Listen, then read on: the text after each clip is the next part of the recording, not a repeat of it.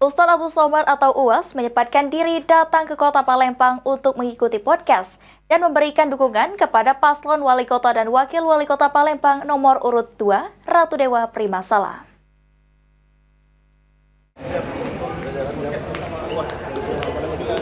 Tokoh agama kenamaan Ustadz Abdul Somad atau biasa disapa UAS menyempatkan diri datang ke Palembang untuk mengikuti podcast bersama paslon wali kota dan wakil wali kota Palembang nomor urut 2, yakni Ratu Dewa Primasala atau RDPS. Dalam kesempatan tersebut, UAS secara terang-terangan memberikan dukungan kepada RDPS agar memenangkan Pilkada Palembang. Hal tersebut dikarenakan RDPS dianggap sebagai pekerja keras serta memiliki visi dan misi yang baik untuk kemajuan kota Palembang, termasuk program pemberdayaan guru ngaji dari kampung ke kampung yang membawa dampak positif bagi masyarakat.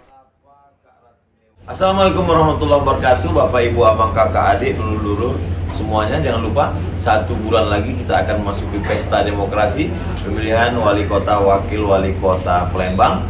Jangan kemana-mana, jangan bingung-bingung. Kalau habis makan rendang, jangan lupa minum es. Untuk kota Palembang, jangan lupa RDPS. Assalamualaikum warahmatullahi wabarakatuh.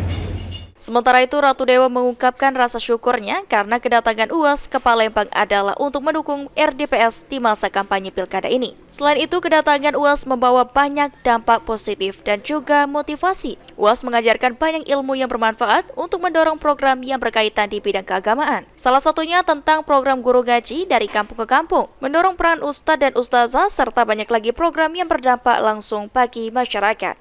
Ya, program yang menyentuh masalah kehormatan yang ada di Palembang, diantaranya tadi bagaimana perhatian penuh kita terhadap masyarakat marginal, khususnya para ustadz-ustazah, para guru-guru ngaji, termasuk para anggota LPDK, bagaimana kita berdayakan mereka di masjid dan musola yang ada di kota Palembang.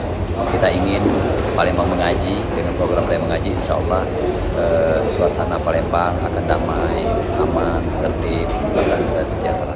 Anugrah Sandi Pratama, PAL TV.